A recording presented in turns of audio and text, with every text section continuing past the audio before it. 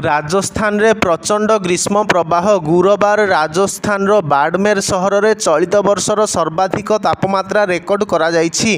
ବାଡ଼ମେରରେ ଦିନର ସର୍ବାଧିକ ତାପମାତ୍ରା 48.8 ଡିଗ୍ରୀ ରେକର୍ଡ କରାଯାଇଛି। ଲୁ ପ୍ରଭାବରେ ରାଜସ୍ଥାନରେ 6 ଜଣଙ୍କ ମୃତ୍ୟୁ ହୋଇଥିବା ସୂଚନା ମିଳିଛି। ଦିନର ଅସହ୍ୟ ତାପମାତ୍ରାକୁ ଆଖିରେ ରଖି ବାଡ଼ମେର ସହରରେ ପ୍ରଶାସନ ପକ୍ଷରୁ ପାଣି ସିଞ୍ଚନ କରାଯାଉଛି। ସ୍ଥିତିକୁ ଆଖିରେ ରଖି ରାଜସ୍ଥାନର 22 ଜିଲ୍ଲାକୁ ରେଡ୍ ଆଲର୍ଟ ଜାରି କରିଛି ପାଣିପାଗ ବିଭାଗ। 22 ଜିଲ୍ଲାର ସମସ୍ତ ସ୍କୁଲ କଲେଜକୁ ବନ୍ଦ ଘୋଷଣା କରିଛି ଜିଲ୍ଲା ପ୍ରଶାସନ। ସରକାରଙ୍କ ନିର୍ଦ୍ଦେଶକୁ ଅଣଦେଖା କରି କୌଣସି ଘରୋଇ ସ୍କୁଲ ଖୋଲିଲେ ତାଙ୍କ ବିରୋଧରେ କାର୍ଯ୍ୟାନୁଷ୍ଠାନ ନିଆଯିବ ବୋଲି ଚେତାବନୀ ଦିଆଯାଇଛି।